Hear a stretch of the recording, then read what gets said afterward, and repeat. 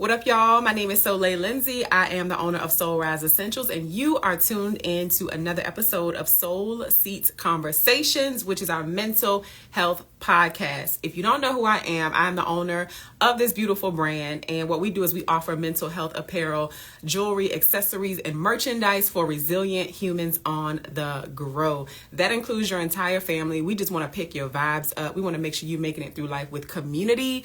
Shout out to the Soul Tribe family. And so one of the ways that we do that outside of our merchandise that you can purchase at soulriseessentials.com, you can actually tune in every single month to our mental wellness, mental health podcast called Soul Seat Conversations. I'm super excited to be here. Today is episode 30. It's also Aries season. And if you did not know, your girl is an Aries, proud of it. We bring in the fire.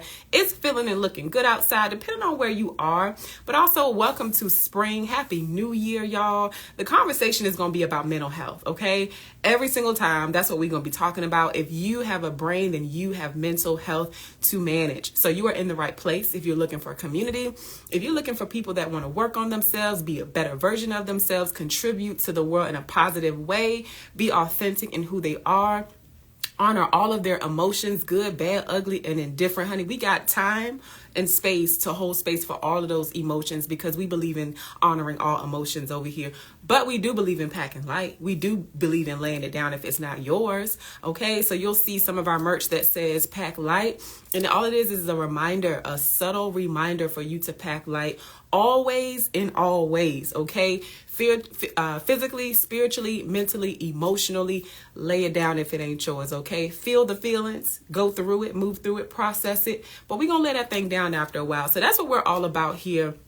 Again, Soul Seat Conversations is a mental health podcast for humans on the grow. We exist to share stories of resilience, build global community, and for you to discover new ways to thrive via the brave voices of others. And so today we have none other than Mr. Michael Maestro Turner, whatever you want to call him. I call him Stro. I'm so happy to see so many of y'all joining us live. If you've never been here before, y'all know the conversations get real, they get popping, they get honest and authentic, but most of all, inspiring. We are going to be inspiring you today.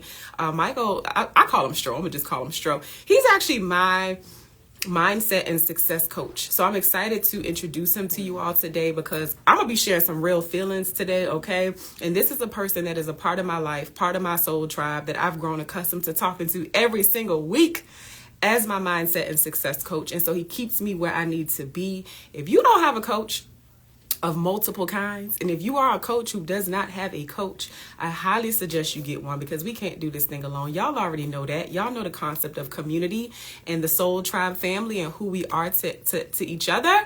Okay?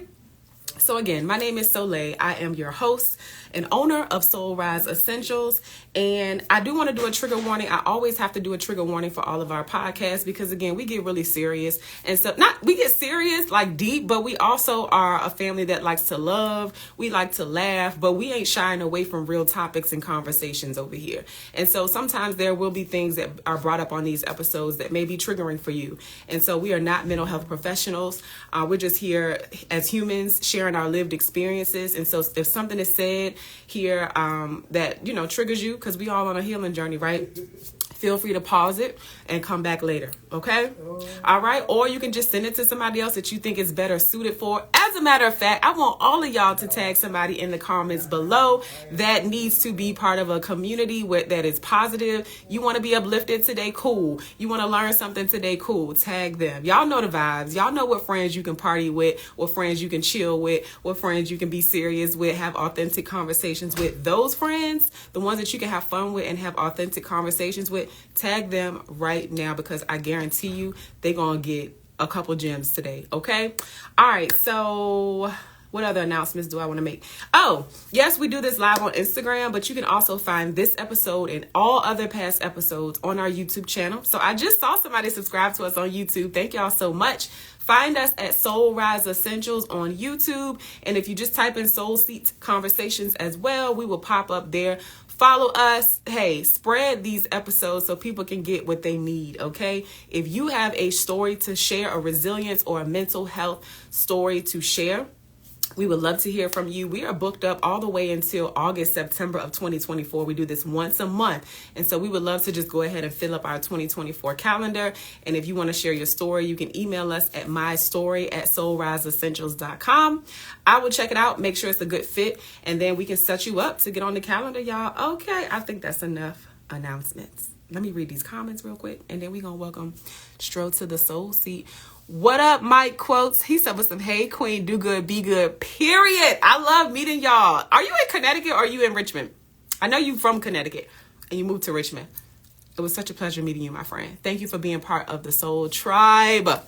What up, Michelle? Money Hungry CEO just started following us. Thank you. What's up, Markeisha Harris Minor? Hey, Miss Yolanda. Hey, cousin. I see Stro is in the building. Good morning. Look, I don't know if I should call you Tina today or Maria. No, Marie's. That's your mama name. Your grandma name. Okay, I'm doing too much. Hey, cousin. All right, let's bring Stro in on the Soul Seat.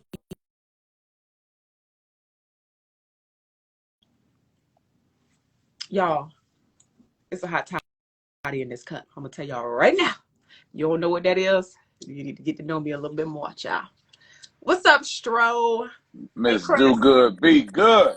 Listen, what's going on? How are you? You know what I'm saying? I had to throw it on the back, you know. Come on. There we go. I had to just make sure they see it the whole time. It's the promo for me. You know what I'm saying?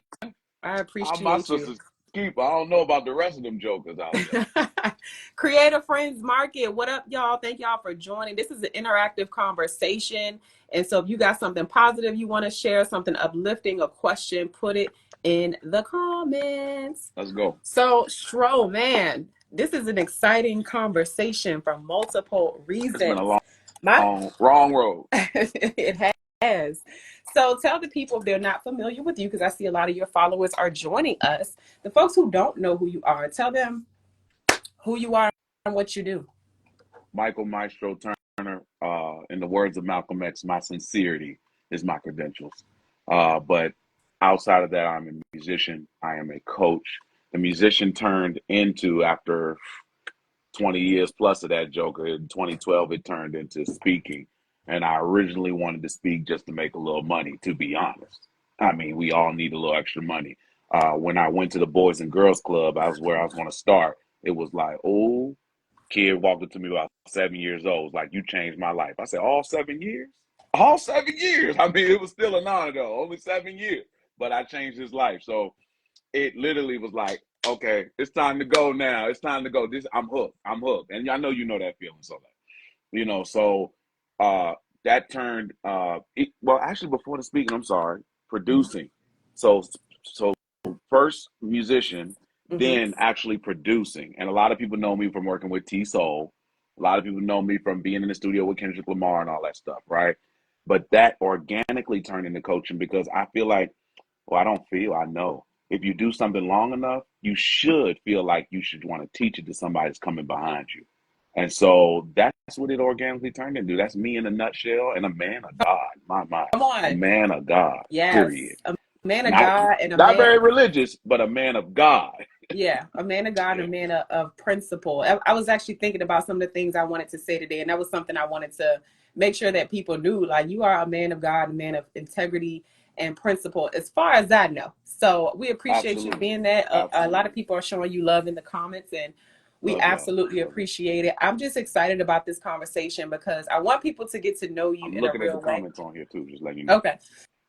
I want people to get to know you in a real and more authentic way, because I think sometimes people see our gifts, but they don't know what it took to get them things fostered. They don't know what it took for the light to shine a little bit brighter in who we are, what they see. Yeah. And so what I've noticed is a lot of people like that have been through a lot of stuff. And for me, I love to see people that I look up to that have gifts. I like to learn about their journeys and their stories, the person behind the gift.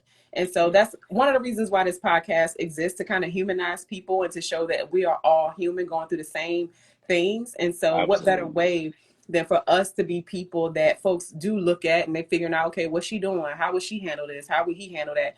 I think humanizing us and our stories is really important. So yes, you are a musician. Yes, you are a mindset and success coach. Yes, you are a man of God. But like, we want to talk about Maestro. No, not even Maestro. We want to talk about Michael Michael, Turner. Mikey. That's what Mikey. my family know me as. My cousins, my grandmother, rest in peace. Ruby would call me Mikey, little Mikey. So Little yeah, we about to Mikey. get into Mikey today. Yeah, man, I'm Yeah. excited about that. So, being that this is a mental health podcast, I have different segments that I've incorporated into each episode. And so, the first question that I want to ask you today is, how is your mental health? Rated on a scale from 1 to 5. How are we feeling today in this moment? 1 to 5. I mean, I'm gonna sound corny if I say 5. Am I? Okay. Am I gonna sound kind of No, corny? just say exactly No, how because you feel, the honey. motivational speaker's in and he says 5. You know what I'm saying? I'm gonna say 4 because it can always be better. That's what I'm gonna say. I'm gonna say 4. I'm Okay. gonna say 4. Okay. That's good actually. And even if you're a 5, that's okay. Like, I always tell people, we authentic over here. If you happy, be happy. Hell, spread it to I, somebody else. If you I ain't will feeling that great, explain. huh? Go ahead. I said I will explain. Go ahead. Go ahead. No, later. I mean, I'll explain why I feel like I'm a 5 now. It's nothing special. There's nothing You can special about explain me. now. Tell us Oh, I now can why you explain feel right like, now.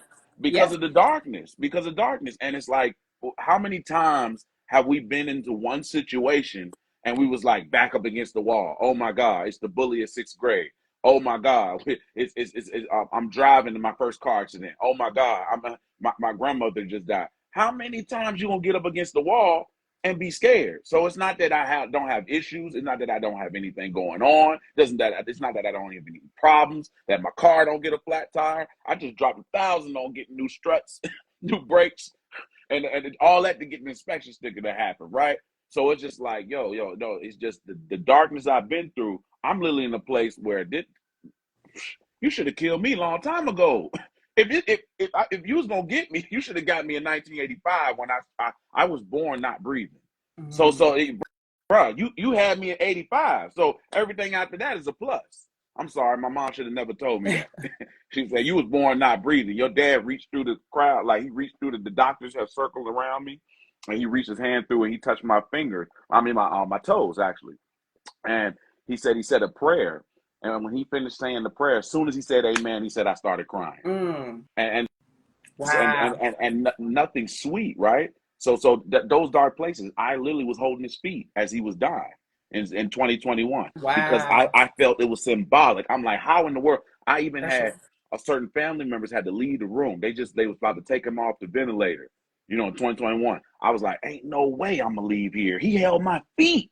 Well, he held my feet when I was coming into the world. So he about to leave? Ain't no way. And Yeah. that's the first time I've told that publicly. Mm.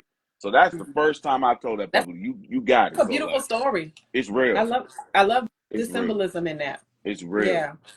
And it hit me immediately. No, for real. Like you can call it. Some people say, God tell them everything. I don't believe God tell me when to brush my teeth. I believe that the dentist tell me that, and God bless the dentist. You know what I'm saying? God bless the dentist, but the dentist told me to brush my teeth, right? So it's just like literally, it was just a moment. It said, yo, don't you walk out of this room. When you came into this world, he was holding your. Come on, he prayed you Mm. in here. You wasn't even breathing. So how in the world could you leave when he died? Mm. Man, I held his feet. Asked my wife. He held his feet. I was holding his feet, and my man, when they took that air off of him, it was like the most longest moment ever because it was like either he gonna die right here or we gonna take the air off. He gonna breathe on his own. My man just was like, he was ready. He was like, when he took that first breath, I was like, woo! Everybody got excited, and then my wife looking after me. She could have just let me have it, but she was like, I just want you to know that the nurse told me in private that's called a death rattle. I've That heard even that. I just learned about and that. and so that kept me guarding my Right. heart because I'm like, oh, he about to live. We about to go through rehab. He gonna learn how to Yeah. walk again. You know what I'm saying? Because his organs was failing. But it said if he come out of it, he gonna have to learn how to walk again. It said it was all that. And my dad was a Vietnam veteran. Let me tell you Mm. something. My man won't fit to have you washing him. So I Mm. already knew what God was up to, but it was like, wow, ain't no way I'm gonna walk out of here For while sure. he potentially transitions. And so, of course, he waited. He breathed for a whole nother hour or two. People was coming in saying their goodbyes or whatever. And Soon as, I mean, we waited hours. Soon as we left, 6:31 p.m. I'll never forget it. At 6:31, June 9th, we got the call. Soon as we got home, it was like, your dad is gone. Mm. It just hit, everybody, they start cutting onions in the room. You know what I'm saying? And so it was just instantly. And you see, I don't believe anybody's healed. I believe people that are constantly healing, but you can tell I've done a lot of healing because I'm smiling while I'm telling the story. And I don't want to make that seem like I it just think wasn't bad. perspective is also a big thing Yeah, too. I think your perspective about it is one yeah, thing too, yeah, because like you said, it is a process, but I'm hearing when you talk, and just from what I know about you, the way that we view life it matters. goes with us everywhere in life. So I think your perspective of it all is healthy. It matters. Can I add this one part? And then I'm following your lead, so don't let me. I'm not gonna take over. I'm not. This your thing, okay? You stop me. You set me down, as they say in church. But it was the self-fulfilling prophecy that whatever you think is more likely to happen, and so it may not be true.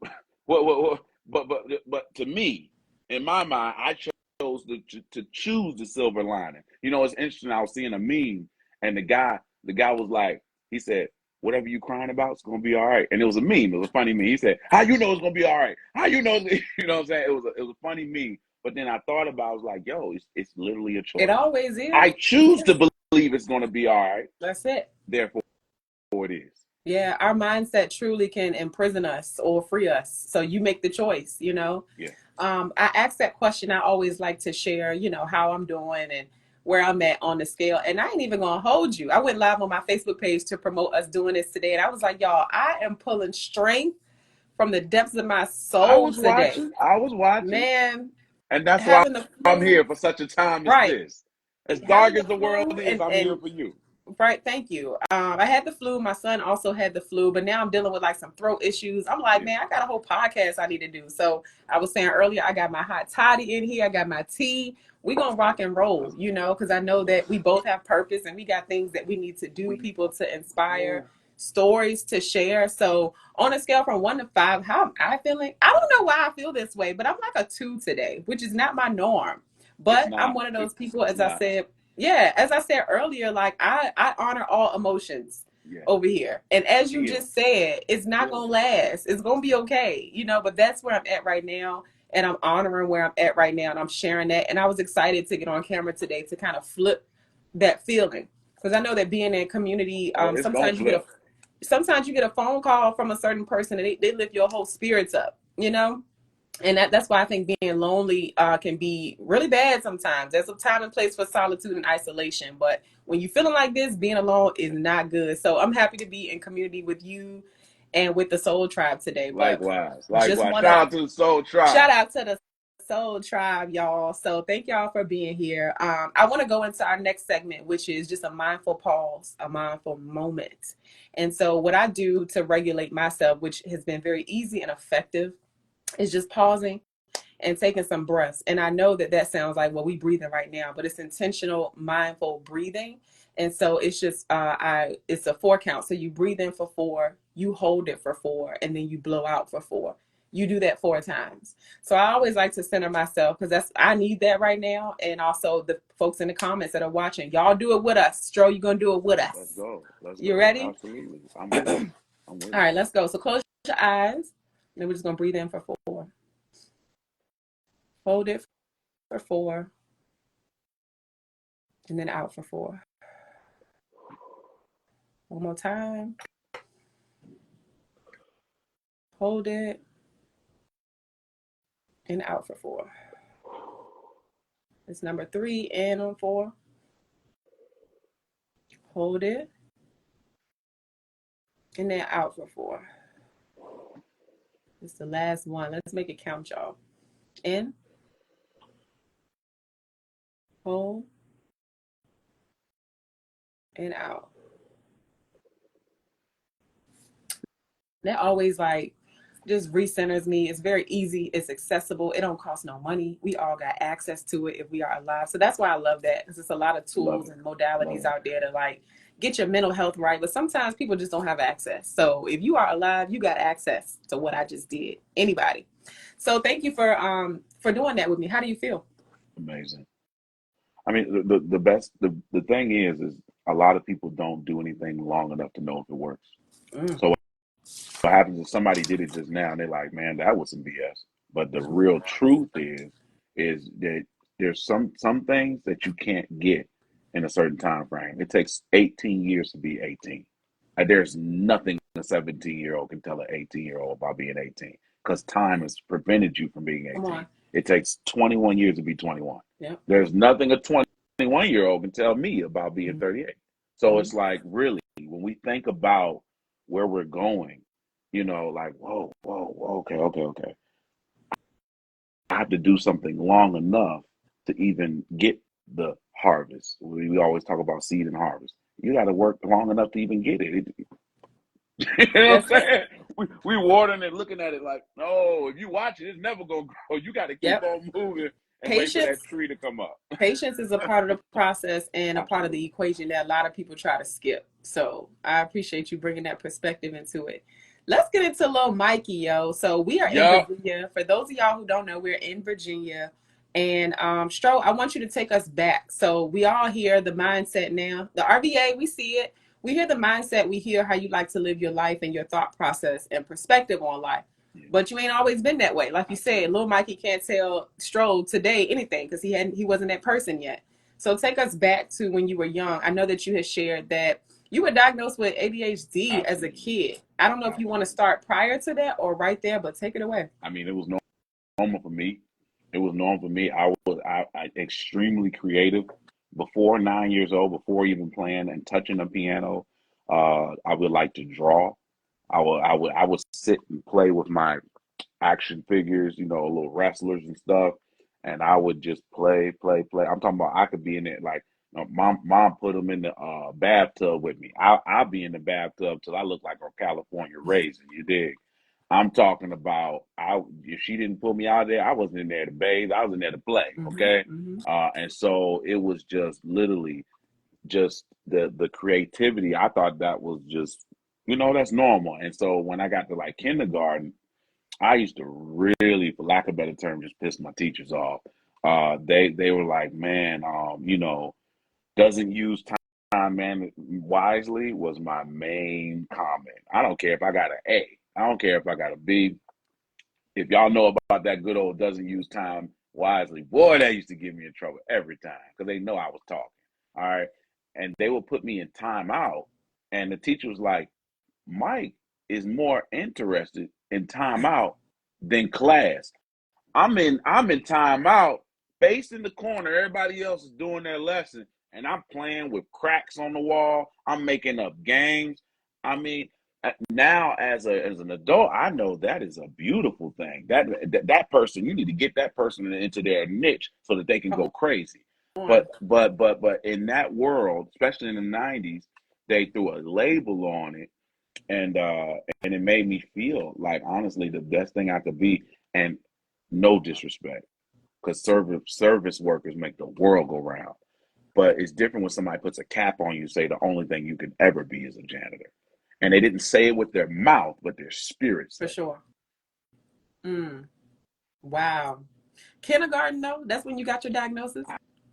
I don't even know if it was kindergarten or not, but let my mom tell it, somewhere around kindergarten to second grade. You would think kindergarten's a little young to start diagnosing somebody, right? Well, Welcome well, to with that the specifically, 90s. especially a little boy, because I got a little boy. They busy. They very busy, and they Very can't sit busy. down. They always doing something. So I think about that. I'm like, how would you know? Unless it's just like extremely excessive to where you literally cannot sit in your seat like ever. Then I would be like, okay, maybe there's some evaluation that could be done. But like at kindergarten, you was probably doing what you were supposed to be doing at that age. But So like I you said, you don't was remember. extremely bored with school. Yeah. You are Um, probably a different learner type, like a different that's style learner. exactly what I found out. That's exactly what it was. And I just my EQ is crazy. So like I mean back then I'm talking about I first of all, the teachers liked me. So let's not make it look like teachers didn't like me. And that was a problem too, because it's like, yo, my mom was like, yo, what's going on with my son? You know what I'm saying? You know, it's like, yo, like being able to focus. It was like so many thoughts. It is, well, I don't know if that's jumping ahead, but it's really impacted my speaking. When I first started speaking, I used to rant a lot because I just Do you couldn't. feel like as an adult, like did you ever get treated for ADHD?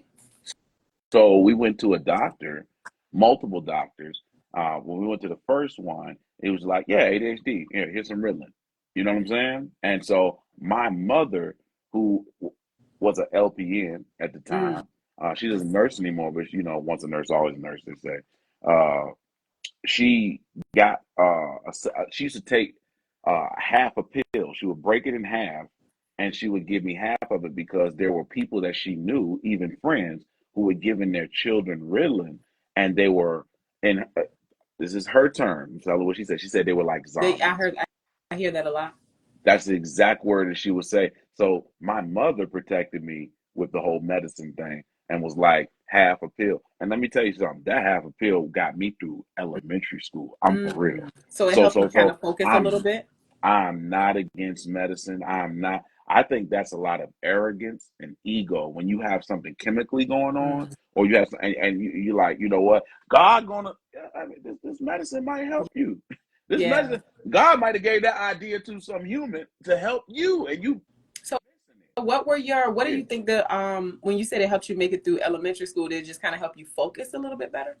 Focus, everything. I mean, focus. It Mm. was focusing for me was extremely hard. So I would second grade, let's say second grade, or let's say third grade. I, I would say, Mom, need a poster. And she's like, okay. And I was like, no, like I need it today. And she's like, why? I said, because the project due tomorrow. She said, Michael, that's whenever I get That's real, you and like all real, other kids across America, across everywhere. you see what I'm saying? And so get the poster, get at least a B plus. So if you got Say halfway, that one more time. get at least a B plus. Mm. You know what I'm saying? Yeah. How was it that Susie, you know what I'm saying? Ray, he got an A plus, but he been working on that Joker for For 3 weeks. weeks. And so she took me to get more opinions. She took me to a doctor that was doing this special test that's like it was on. I sat on a computer. I thought I was playing a game. I didn't know nothing. But as an adult, she has now told me. She said you tested on a genius level, And you and know I was what? like, I could "Ma, ain't see no way." that. I could see that. Like, I think going back to perspective again, like the way that we look at hyperactive children, you got to observe more than try to diagnose. And I'm not a doctor or anything. I already said that earlier. But for me, now that I'm raising a little boy, a little black boy as well, I'm thinking about him going into kindergarten and somebody trying to say he got ADHD when I just know that he's a different type of learner. I've observed my child valedictorian of his preschool right now, right? Super smart.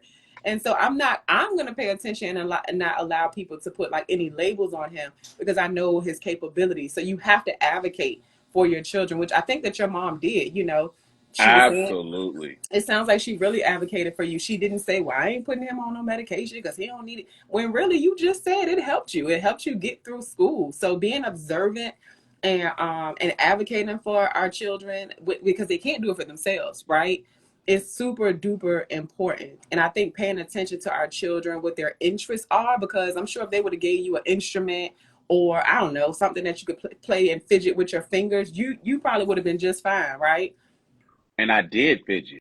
That was another thing. It's like I think I'm more annoyed at teachers than actually misbehave. It was like, yo, Michael, get to work, and I'm sitting there just going like this, Because it ain't that you know. it's not that you're incapable. Yeah, I'm just playing around with stuff I should be, lead to come out. You give me an electric pen, a pencil. I mean, not electric pencil, the lead pencil. Mechanical You can ones. just click it. Yeah, the Uh, mechanical joker. Man, don't give me that. I will click the teacher out of bad health. I yeah. will click. Or I you will sound tear like her my nerves up. son. My That's son why, sound like you. and that's why when you would say certain things in our sessions, I'm like, yo, that's me right there. My man about to kill a game. Soon as you get him in his thing, Mhm. is he out of here? He And you out know of what's here. funny? He also is very musically inclined already. His father's side of the family, they're musicians. And I already see that. So I know that like I need to give him things to do. He loves puzzles. He loves like working anything that's gonna work his little mind and his little fingers. He's gonna And fly. so if I have him in a traditional setting where they expect you to sit down and listen, that ain't him. That's not working for him already. I see that.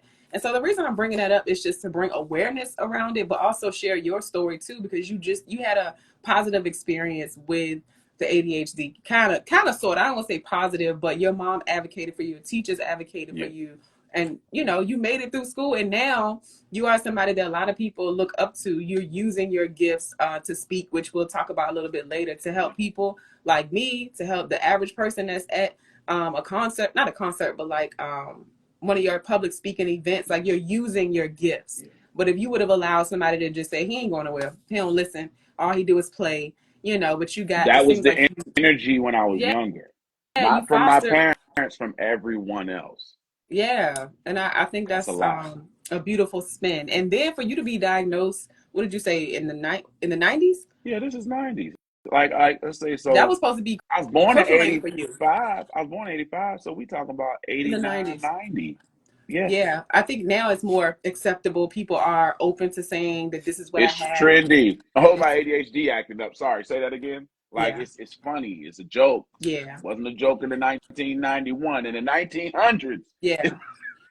So do you as an adult feel like that's something that you still struggle with? Absolutely.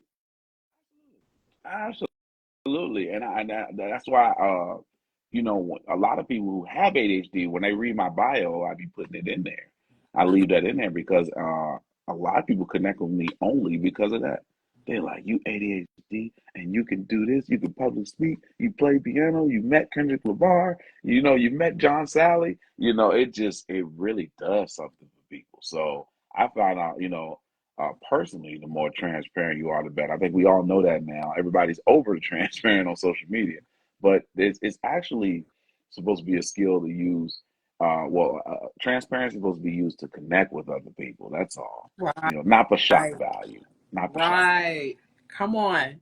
So fast forward. You said that the medication helps you get through elementary school, but you ended up failing in sixth grade. How did that happen? Absolutely. So I realized. So can I say this real quick? IQ definition and meaning. I was looking this up while you were speaking. A number used to express the apparent relative intelligence of a person. I don't know how much IQ I had. You know what I'm Mhm. saying? But what I do know is that I had EQ, emotional intelligence. So my ability to woo teachers, get them to like me, run the classroom, all of that class clowning, public speaking, I was already in that joker at fifth grade. I was rolling by fifth grade. And when I hit sixth grade, I hit my stride. I was a class clown. Teachers didn't, they weren't calling my mom and nothing like that. They weren't really, like that. And my parents were starting a church at the time. So I'm the son of a bishop, rest in peace. And my mother was a first lady, evangelist. So it was speaking all around me. I had no idea I could speak. All I know is they used to make us stand I'm up in front listening. of Sunday school and do the whole quoting all the Bibles and all that stuff, the books of the Bible and stuff. So I had a comfortability speaking because I had always been addressing crowds since 9 years old. Mm, So mm. so so we get to sixth grade, and I realized quickly, and that's the thing. A lot of people are like, yo, you're from Southside. Yeah, I'm from Southside, but it's Chesterfield. It ain't like I'm not throwing up any signs. Okay, Chesterfield so is Chesterfield. Southside is Southside. Okay. see, and that's the thing. But you talk to somebody that don't look like us. Anything south of that river, Correct, but we not talking to them. We talking right now. I know. So being in Chesterfield, I was at Chalkley Elementary, then went to Manchester Middle. And I know you were surprised when I told you, before in the conversation, Manchester Middle, it was like that. It was like Oh that. We yeah. had a whole lot of kids from Henderson, whole lot of kids from Bouchaw. That joker was turned up. People was Mhm. fighting. We would stand on top of the tables at lunch and watch. We would take cartons of milk. We walk through the hallway, take the carton full of milk, and stomp that joker. Don't I'm talking about?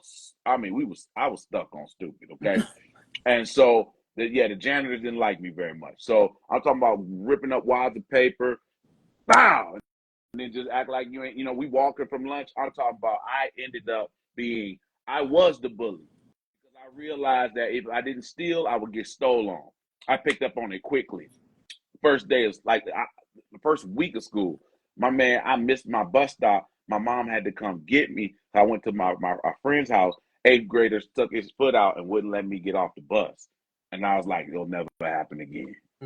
It'll never happen again. We ain't gonna go into why it didn't happen again. But you know what I'm saying? Like I like, oh, okay, this is what it is. So I realized if I got in the classroom and I started off with I don't care who it was. Oh, it was him. Oh, I'm on you. It was a defense mechanism because I just didn't want to get picked on myself. So instead of using a different strategy, I went with becoming the oppressor. Yeah. Which is a very immature thing that a lot of us do as an adult. Yeah. We become the oppressor. We become the person that violated us. Yep. So you were class clowning is what they call it. And that's how you ended up failing in sixth grade. Not one, not two, not three, but 4 F's. I'll never forget my mama's face. She said, "You're not dumb." Right. Like you the same kid that's the genius level. Right. And everybody listening, like, yo, what was his mom on that she missed them 4 F's? Okay, she didn't miss the 4 F's. That was you know, it's like I was getting them donuts for not doing nothing. I mean, I had the Krispy Kreme hot light on. I'm talking about, she's like, a zero? Really? You get zeros? Like, yeah. So it was like, I had C's, a B in band or whatever, you know what I'm saying, B in health and gym. And that joker, that algebra, that English, oh, that's my first language. So you were in band in middle school? Oh, yeah. What did you Absolutely. Play? Always drums. So I started off as a drummer. I did not know and that. When I was 8, I started off as a drummer.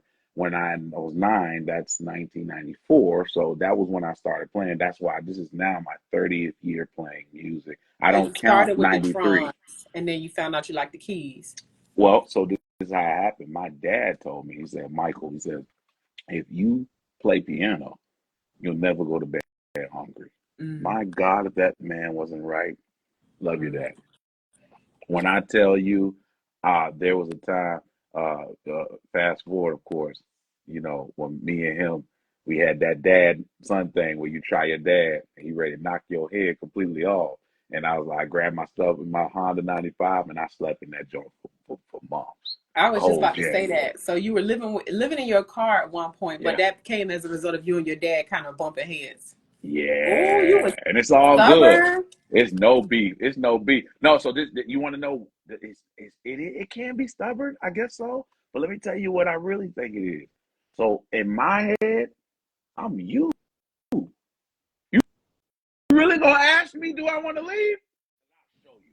You went to the Army. You became a war hero, like a veteran. You was dropping 200-pound bullets. You and your boy, you dropping them. You said artillery. You done seen boots with the bones still in them and all that. Like you seen explosions and all stuff. Okay, you telling me, well, go out and do it on your own then. I got you. It was nothing. It was nothing. And so I literally, washing my clothes at Bean's house. And my boy, y'all know, if y'all don't know, y'all know. If you know, you know. Beans has been my friend for like 20 years plus. I met him in 9th grade. So how long did you stay? How long did y'all stay in that feud? That joint went over like 2 years. Yeah, like 2 years. Like I'm talking about. I didn't go back home. No, you're not hearing me. So this didn't happen when I was like no 18 or nothing like that. So as I was climbing and I was working all these celebrities and stuff, I had no reason to get my own place.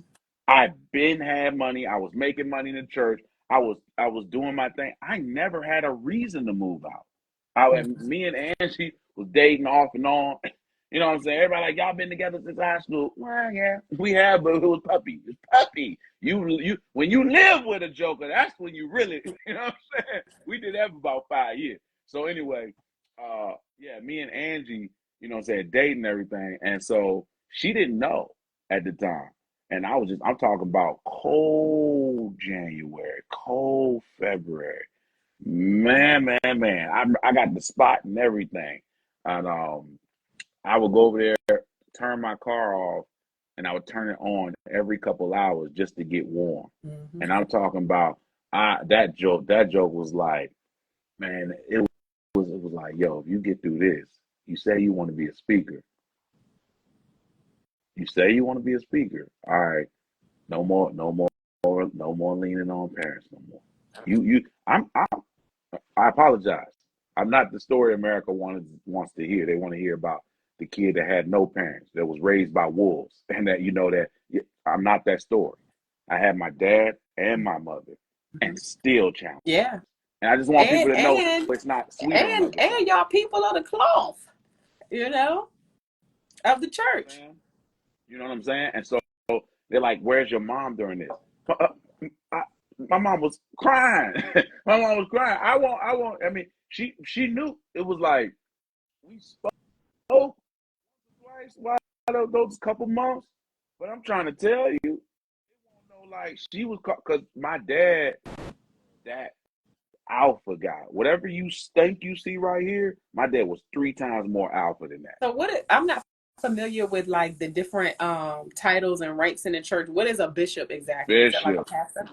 top dog, overseer. Is that like a pastor And or something similar? yeah, it's a pastor. He's the pastor. Then you got the bishop. Now anybody can get the title. In 1990, if you were a bishop, you were a person of respect. People nodded their head at you. You would get a half off on your McDonald's. You know what I'm saying? Like it was a term of respect. Now any cat that just say it's no nothing to be a when you a nurse. You got to go through all them prerequisites. You got to learn how to take people's pulse and all that stuff. When you construction worker, you got to go to school. Engineer, but to be a pastor now, you can just say, "Hey, God called me." Oh my God, and I mean, Shana na, and they make you a bishop. They make you a pastor. It's a different world now. When I was coming up, it was a very, very serious thing. I have seen people disrespect the pastor and be dead the next 2 weeks, not because they killed them, but because it just like they were anointed. I've seen people healed. I've seen people, I'm talking about before all these jokes and stuff, these memes and stuff that all people doing and stuff, nobody would have paid you to make a meme about the church in the 90s and the 80s and the 70s and all that stuff. The story, like as I was coming up as a 5-year-old, I've seen people really be moved by the Holy Spirit of God. Your reason why you don't believe it is because you never seen it. I've seen it. Not you, Soliel. I'm talking to anybody listening on the replay. Yeah. I know y'all saving it. Right? But it's real. God I is asked real. that question because, a lot of people talk about, like you said, the church, you have such an inside scope now, kind of, sort of, because of social media and the different memes and people sharing their stories and things like that. And technically, you're a PK, right? So you was in it, Absolutely. And I couldn't stand other PKs. I'm not trying to be negative, but a lot of the PKs, they had this air about them that they were better than. And so I would go speak to another, we in the pastor study. My dad is a guest. He's about to speak tonight. And I'm talking before I started playing. This is like 8, 7 years old. I remember they'd be like, "Hey, talk to Timmy over there." And Timmy would have a full suit on, double breasted, and he'd be like, hello, Michael. And if you don't get this clown about my face, I'm talking about as early as 7 and 8, I wasn't with it. Yeah. I would just sit in the corner and play with my, whatever. You know what I'm saying? Are there any, I've always wanted to ask a PK this. I think we assume because, you see some of the PKs that go the straight and narrow path, do what they're supposed to do, stay in the church, follow their parents' footsteps. And then you got the opposite, the loose, wild as a goose, type of PK. So talk to speak about any mental health, I guess, challenges or cognitive dissonance that you experience. Just want to be a young person and experiencing life, but being a child or kid of people that are at the top of the church. It's going to ruffle some feathers, but the biggest trauma that I had as a grown man was that I am from, and I'm not even going to drop the name because it's a trigger. It's a serious trigger. But the particular style of church that I'm from, they used I didn't say it's not okay to use it, but they only use fear-based. Fear-based was the only way they were getting you in the church. Korea decides to drop a nuclear bomb right now. Will you be ready? Cue the organ. And so I remember home and seeing a shirt on the couch, thinking I missed the rapture. I'm calling my dad. He don't know. I would never be that corny. I'm calling my dad like, yo, dad, what's up? He's like, what you want, boy? Not knowing that salvation is free. Sorry, I'm getting hyped. Free. Is his sound going in and out for y'all too, or just for me? Is somebody calling you or texting you? Yeah, I got a notification. But is it am I straight now? Let me see. Can you hear me? Let me see what they say. I can hear you, but it's been going in and out a little bit. Can y'all hear me? Your phone on Do Not Disturb and silent? Yeah, I do. It's not even supposed to be ring. Not even supposed to be coming up. Okay. Got power washing the crib right now. Keep going. Right at the interview. Can y'all hear me? Hear me now. Talk to me. Go ahead. Yeah, I can hear you. It's free, Soleil. It's free. Mm-hmm. It's free. It's free. And I now got my own understanding. And I don't care who don't agree with it, but I'm telling you who listen to this, listen to me. Listen. Oh, no. I can't hear it. It's just softer at times. She can hear it. It just gets soft at some point. It's like something else is competing for the sound, or I thought you was getting a notification or something. No other sound. I don't know why. Let me just make sure it ain't on the. Oh, I just put it on silent. Am I good now? Keep talking. Hey, Brittany. Praise God. All right. When I say I'm not gonna lose this thought, thank God I learned how to deal with ADHD because I would have totally lost my thought. Mm-hmm. It's free, Brittany. It's free, and so I'm like, what is it that I can do that my dad won't love me anymore? It's nothing. So I'm sorry. Y'all go ahead with the whole fear thing. Like you gonna go sin, and then all of a sudden your eternity is lost. Like you done with God. Like I don't live in that world. So you go ahead and go with that theology. Miss me with that. And there's no love and fear. They say love casts out fear, actually. So yeah. Yo, let me tell you something. I now know that there's nothing that can separate me from the love of God. I'm going with that. I'm going with that. I brought that up because we were talking yesterday, and I shared how we at this point, if you're on social media and you are Black in America and raised in the Black American church, you know everybody got stories for days, right? But I don't think a lot of people are. Well, some people are, depending on what side of the internet you are on. But personally, like in your personal spheres and not on the internet, when you go outside and you go into a church or you're in real life in community with people, a lot of people are not sharing stories about that fear that is instilled in you. And a lot of people, Stro, because this is the mental health podcast, are experiencing negative mental effects from that type of doctrine.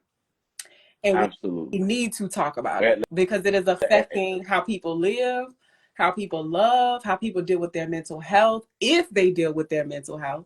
And so I just thought it was important as a PK, because you and I have these conversations about church and mental health and God and things like that. And it needs to be talked about more. Let me start here, so I got the recipe, okay? And we love God, by the way. For anybody joining and just confused, don't know what's happening in this conversation, just wanted to put a pin right there. That's funny because we are with one accord right there. So we're on the same page. So the first thing I'm gonna start with is I need y'all to understand that when I fell in love with the piano, that was just a manifestation of a prayer that my dad did. Okay, let me help you out. So when I was a infant, my dad literally took me and he washed me off and everything. And he put the smell goods on me after washing me. And he said, literally a strong voice. He felt like the voice of God told him, because he was deeper than me. He's God directly, Moses, you know what I'm saying? He was like, yo, wipe all that crap off of him and do the Lion King. Like for real, do the Lion King. He said he held me up and he said, I'm dedicating you back to God via Jesus Christ. And he said, you do what you want to do with him after 18. I got him till 18. After 18, and that's what happened. After 18, I went ham. I was leaving the car. Wow. You know what I'm saying? Post 18. But he said, after 18, my dad won't call him behind me when I left and all that stuff. He said, I did my job. My oath. Take care of you till you 18 and teach you teach you proper the ways of God, right? And so bringing that back to now, this is just a manifestation of a prayer of me being dedicated. So I never fed in. I never, you know what I'm saying? So no, my problem I realized wasn't with God. It was with the church. All right, now I'm not talking about a building. You're getting it mixed up with the building. If we are looking at it biblically, we are the church. The kingdom of heaven is a place. The kingdom of God is within you. Get the right education and you can make it. The kingdom of God is inside of you. The reason why you can't find out your purpose, the reason why you don't know what you're supposed to be doing, and the reason why you don't know with the voice of God is because you ain't talking to him. I know you listening to my mother's voice. Yeah, you listening to everybody else. My mother's voice, Soliel. 100 people could be in here right now. I know my mother's voice because come on, it's a baby. I know so you don't know God's voice because you're not talking to him. And something I was thinking about as I was getting ready for this, you and I have had this conversation often. Sometimes people can see what's on us before we even realize it. And sometimes even as kids, because you had that thing, whatever that it factor was, whatever that calling or anointing that was on your life, it's always been there, right? Always. Same for me. So even as a kid, there are people, not just other kids, but adults who will see that thing on you. And whether they are affiliated with any religious organization or not, because Christians can be wrong too. And we ain't going to keep, we're not going to keep talking about religion, but I think this is important because your background is based in the church, which is why we're landing here for so long. But just because there is a title on somebody does not mean that they ain't dealing with stuff. And that stuff follows them wherever they go, regardless of whatever affiliation they have or title that they have. And so if they haven't reconciled with themselves, if they see something in and on you that they don't have, they can still try to stifle you. They can still try to put a message inside of you that is not according to what you're really supposed to be doing. So I was thinking about this today, like as I've grown up, people saw things in me that I didn't even know were inside of me. And there were people that tried to stifle that and make sure I never even realized what that thing was. Had I listened to them, I would not be doing what I'm doing today. I would not be being bold. I would not be pursuing business ownership. I would not be pursuing speaking. I would have taken what their ideas were about me, overhearing them saying, she ain't gonna be nothing. She gonna be dead. She gonna be in jail. She gonna have these kids. She gonna be on drugs. I would have taken that and made that my self-fulfilling prophecy. So I want to say to anybody listening that you have to listen to yourself, period. Like, pay attention to how people treat you, because sometimes people cast you out. They don't include you in things. They don't invite you to things because they see something in you. And if they're jealous or they haven't actualized what their calling is or their gift is, they gonna try to make sure you don't see that.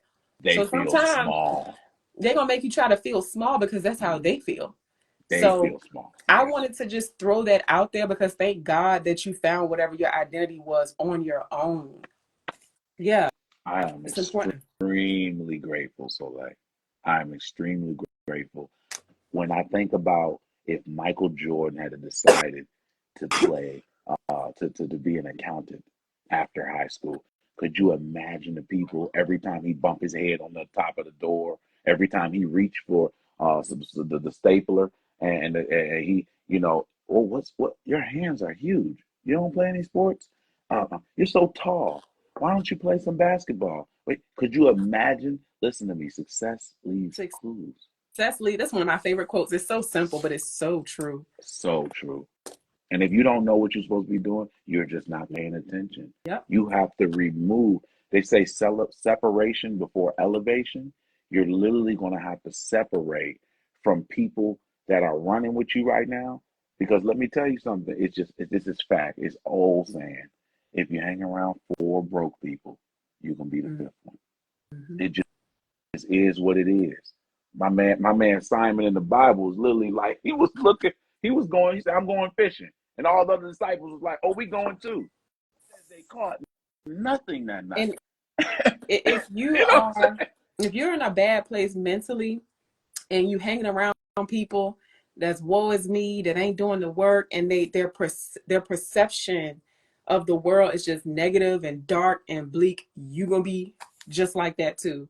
And so I have found, and where I'm at right now, I was talking about earlier, like if you don't have a coach, or if you a coach who doesn't have a coach and you feel like you stuck, or you trying to shift your paradigm and like see you trying to step into what you think you believe. Like, you got to hang out with people that's on that already. And sometimes, like you said, you're going to have to leave the people. You don't have to leave them completely behind, but you have to shift your priorities and how much time you spending with those kind of people. Like, that's the place that I'm in right now. And I just want to, kind of promote you a little bit, because you've been keeping me in a mindset that's healthy and in alignment with where I'm trying to go. And that's not saying nothing about anybody else from my past. It's just where I'm trying to go and the goals that I'm trying to reach mentally. I have to shift my mindset to be able to even see that that's attainable. Because I ain't gonna lie, y'all, like, imposter syndrome and limiting beliefs have really been keeping me stuck. And I've really been rectifying a lot of those beliefs and like where they come from. And so I'm not afraid. Y'all already know this podcast, my business, all of that. Y'all know I'm not afraid to have these conversations and say, yo, I'm a 2 today. Because I might not be a 2 tomorrow. I might be back up at a 5. But you got to be honest with yourself, and also surround yourself with people that see that thing inside of you. The people that see that thing inside of you, and they don't want you to see it, you got to get away from those people. Like, tap in with the people that see the calling on your life and that can see you, pursuing everything that it is that you want to do, because they're going to help you get there. Right. Yeah. The strength of the wolf is the pack, and the strength of the pack is the wolf. Let's go. That iron is going to sharpen the iron every single time. And I know a lot of this stuff, you've heard it before, but it's something about when you actually get and experience those cliches.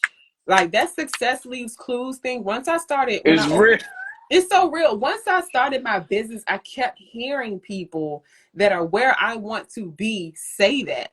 And I was like, yo, and the more I tapped into those people and their techniques and sales and marketing and business, I'm like, yo, this is so true. Successful people are doing what other successful people do. And sometimes you ain't got to reinvent the wheel. Like, you successful, okay, it's a clue in which you just, let me take notes and just keep taking notes and keep taking notes.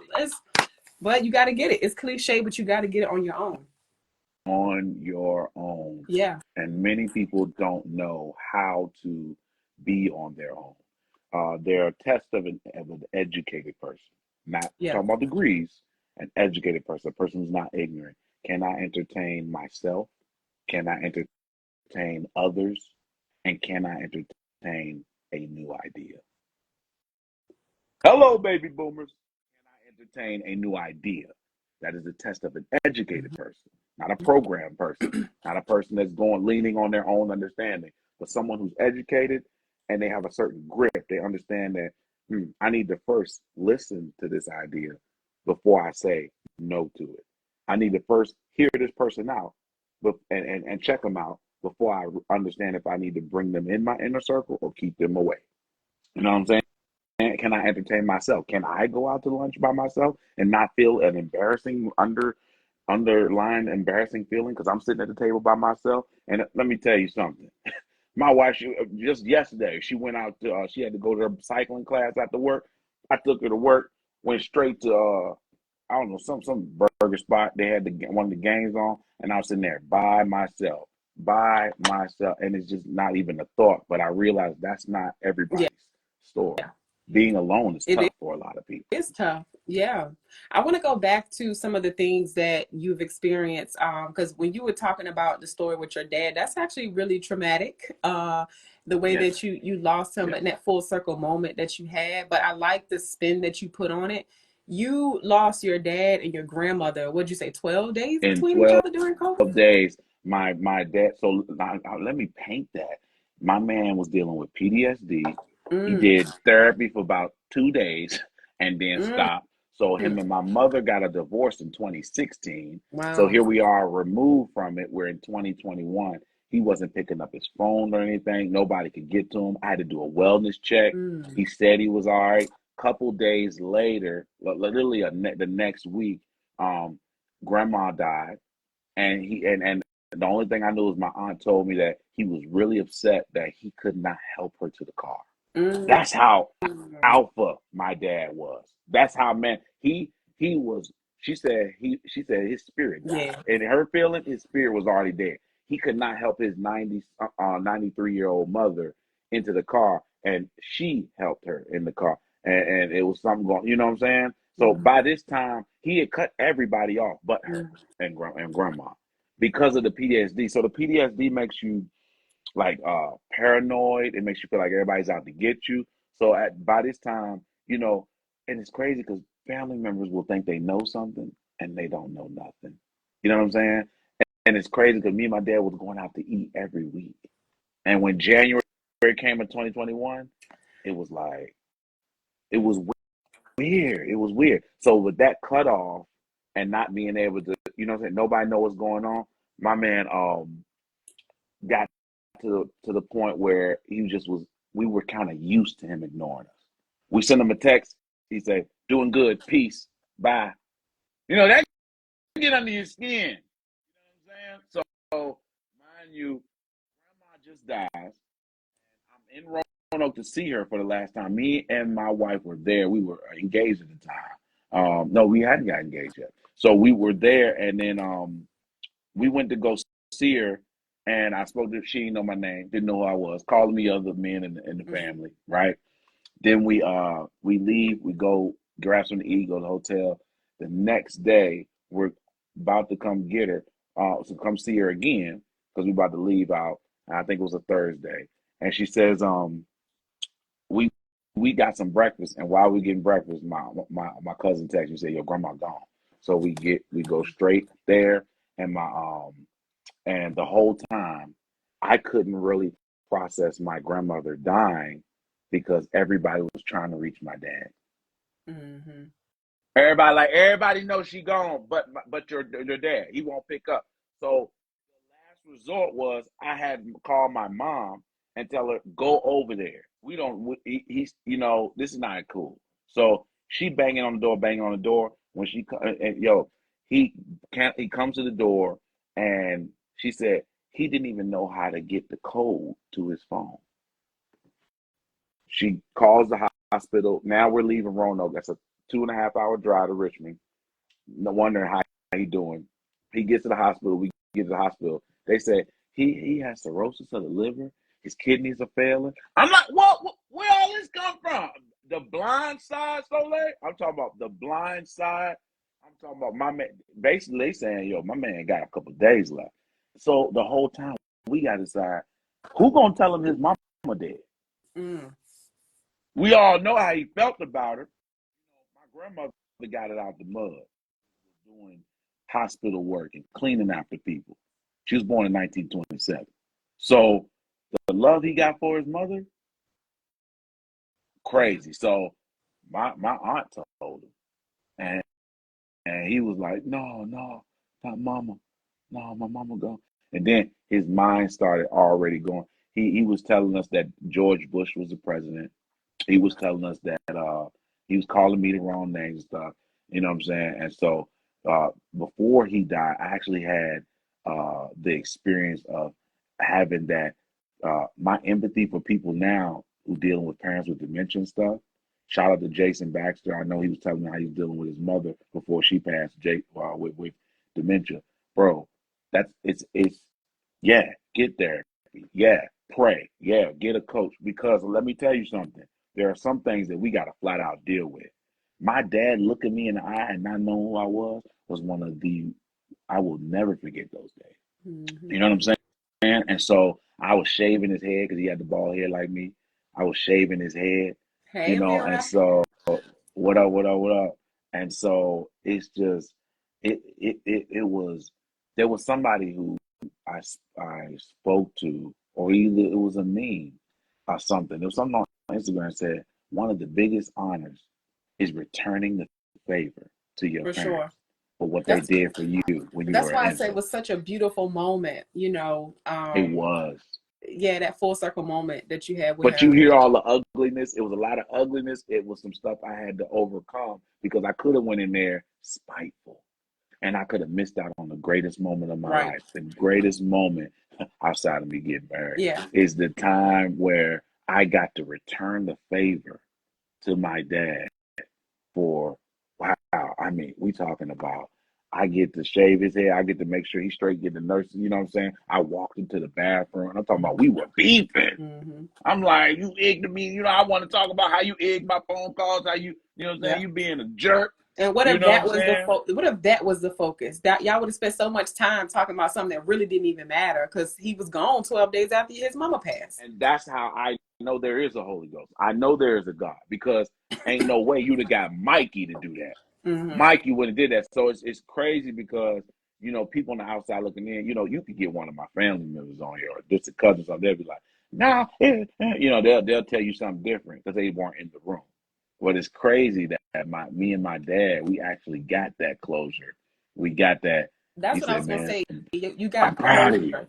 It You was a gave me that. beautiful I'm proud moment of you. of closure for sure. That's a Yeah, beautiful thing, and I yeah. think that may have had some. Even though you had a hard time, I'm sure after their Oh, passings, I very feel hard. like that moment of closure and the beauty of it, and that full circle moment is probably what helps you be as optimistic and have the perception about their passing that you had. Because who knows if you didn't have that moment with him, you probably would be regretful and just like, man, I should have talked to him about this. I want to know why he was ignoring me, but all of that doesn't matter. Here's another thing I've been thinking about too.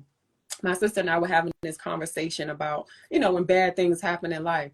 People always say, life is short. Make the phone call, mend the relationship. Life is not always that simple. Life is very nuanced. And sometimes, this is what my son be saying because he learned it from school. He said sometimes you get what you get and you don't have a fit. Because sometimes people are going to pass away that you don't have closure with. You be beefing with them, right? Right. You getting let's say me and you get into a little argument, we beefing about something stupid, and something happens to me in the next hour. We didn't have time to make up. Sometimes life just happens like that. And sometimes it just is what it is. Life is not perfect. You gonna have to deal with whatever little beef argument we had. But at the end of the day, like, it was a moment, right? And something tragic happened after that. But sometimes you don't get to make that phone call. And that's just life. That's just is what it is. So you have to figure out how you're gonna process. Are you gonna be like, man, so they ain't love me for real? We was beefing about something stupid. Or are you gonna take the totality of our relationship and say, you know what? That was a good girl. We had a good relationship. We was beefing for 20 minutes and something bad happened to her. But are you gonna focus on the positive moments or just that one little moment? That's just life, man. It's We got sometimes to it's build not on that. sometimes it's not as simple as mending a relationship. People are nuanced, situations are nuanced, Lay, and we just have very. to pick up the pieces of how the situation ended or how the situation has to be. Some people in our lives that are living are never going to be who we want them to be. Some people are going to get You dementia. better. And I mean, I'm just saying, like, it's You real because better. people want to romanticize relationships. Relationships are nuanced. People are nuanced. People gonna get on your damn Come nerves, and on. you're not gonna be able to live with them. They irk you on every level humanly Every possible. But level. you can shift your perspective so you don't drive yourself crazy wanting this person to be somebody they're never going to be. You can love them with a long wooden spoon, as the old people say, and have peace about it because you can't change it, and that's okay. But then you're gonna have folks, you need to call this person. It's not that simple all the time. It's all mental and how we choose to what's the word I'm looking for, process the relationship, the situation. Sometimes it just is what it is, man, and that's just life, and you got to figure out how to deal with it. It's that simple. Absolutely. And so, yeah, is that Amira? Uh-huh. Is that Amira? Yeah, That's yeah, my yeah. So, bestie. you're absolutely right. And so there was a time. So, like I said, if you talk to somebody in my family who don't know nothing about our relationship and how it was before he died, you would think that, oh, they were beefing. You know, you talk to them about my sister, they would say, I have a sister that's 9 years older than me. I'm sorry, I didn't say that because we never actually lived together. It's just kind of a distant relationship, but we came together during that time, and she's like, I got issues with that. You know what I'm saying? And so I'm not gonna speak for her, but it's like, yo, y'all don't understand. Like there was a time where it was like before his mind completely went out, he was like, yo, I love you, and it was just like crazy, like that closure. But the thing is, what you just said, so like the most worst game that you can play is rehearsing the hurt, The shoulda, the couldas, and the wouldas. It didn't happen. How do you proceed rehearsing from there? Sometimes things just suck. That's the Period. worst thing you can do. That's it. Because you did not know that person was going to die.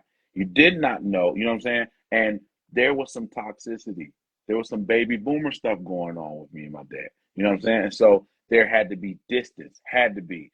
And when he died, I straight up, I'm talking about my wife, you know, I don't advise nobody make their wife their therapist, but she at that point was being that for me, and she would ask me certain questions. I said, he was a jerk. And I don't feel no way. I'm talking about after he was, I'm weeks after he dead, months after he dead. He was still a jerk And I was going in to say part this of his too. life. And I love him. Right. Love him, still love him. And you got to add on the mental health piece. He's a Vietnam vet. With, Get a pass. you know? Come on. My dad lived a couple Come lives. on. We not like, I'm talking about now, my aunties and uncles, let them tell it. My dad was a shoot first and ask questions later before he got into church after the army. That's why he went into the army, because he pulled out on his friend. He pulled a gun out on his friend, and it did not go off. It got jammed. And he said, you know what? I'm out. But I was going to say, all of that, title, no title, religious organization or not, followed him wherever he went. Now you're a bishop, but you still all of that too. Absolutely. So you're dealing with all of that. You're dealing with the indoctrination of the religious organization. Not saying it's bad. I'm just talking about the total person, the total picture. You're dealing with the Vietnam stuff. You're dealing with the mental health diagnosis. Like you said, and still, I love him. Like, people are nuanced. Yeah. Absolutely. Absolutely.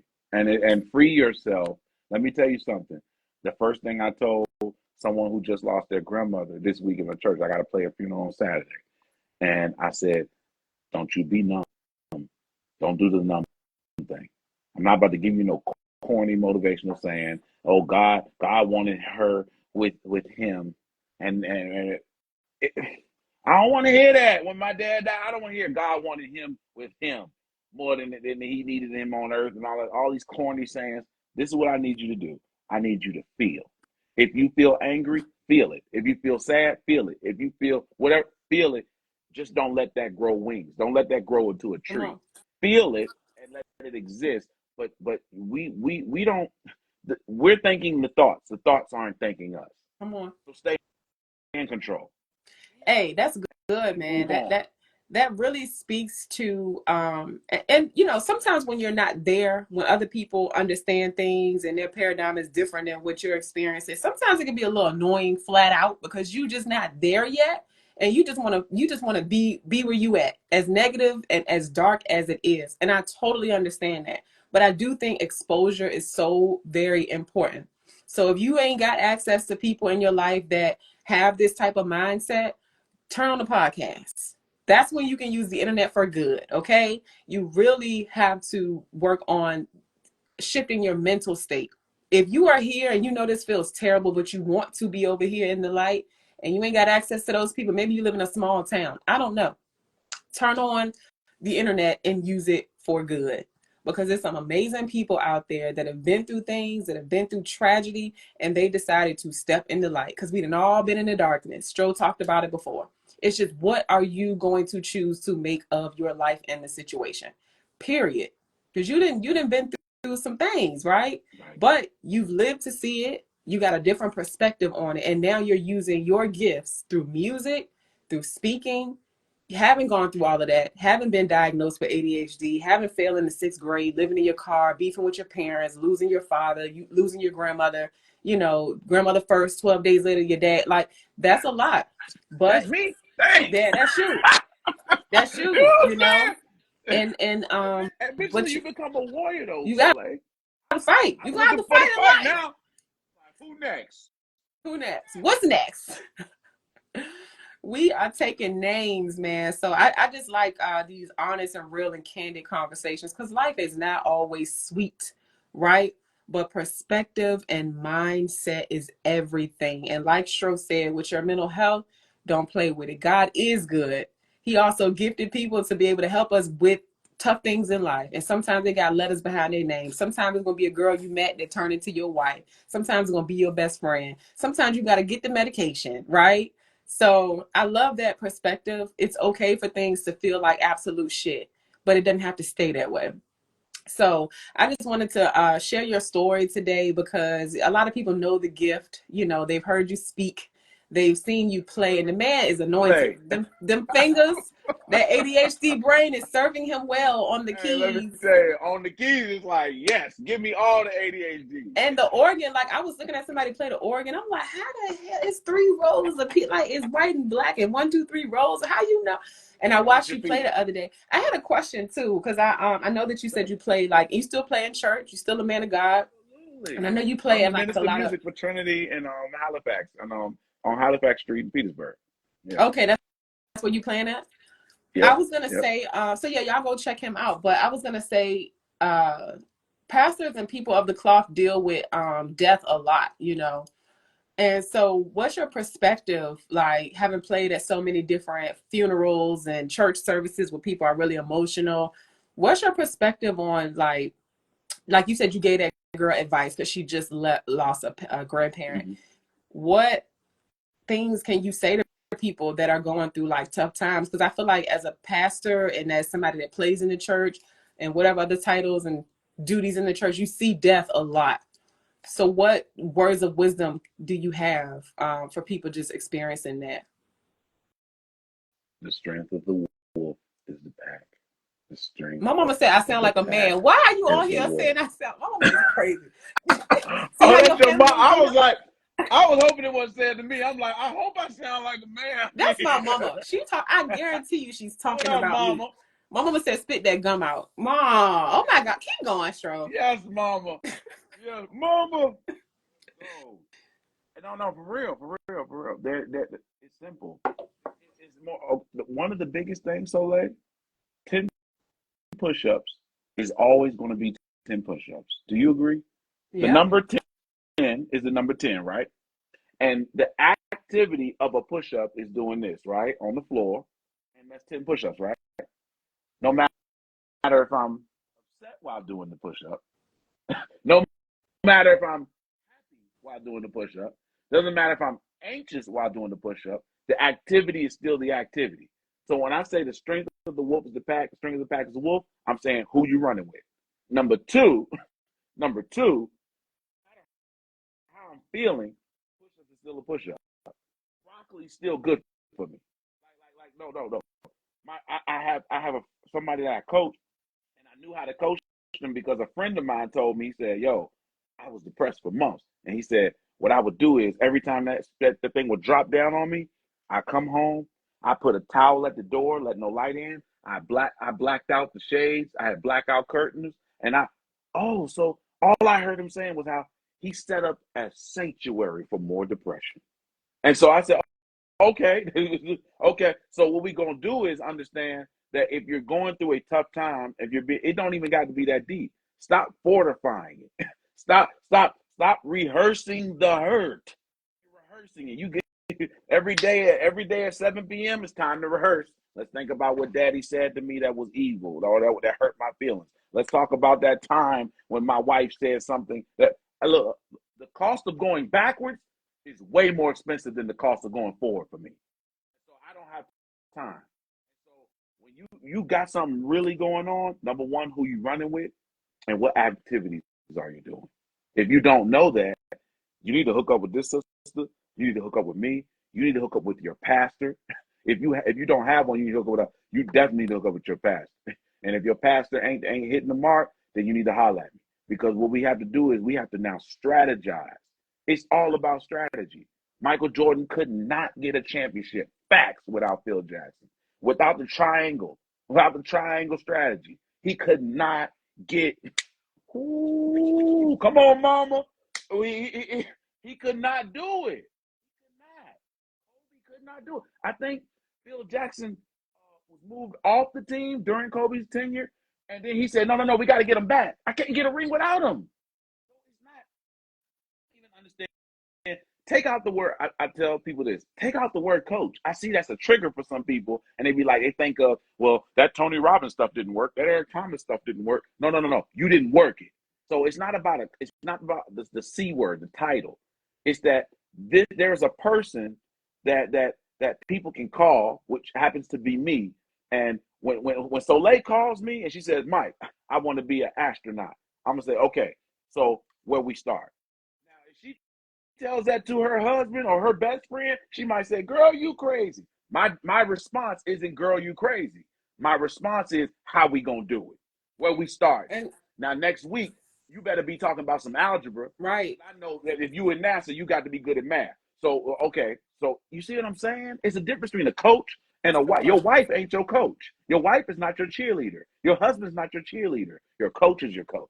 Your pastor's your pastor. Right. I was gonna say you got to get comfortable with being uncomfortable, because some calls that we have, ain't peaches and cream and all Absolutely. bubbly and sunshine. You're gonna hear stuff that you don't really want to hear. You're gonna be told to do things that you don't really want to do.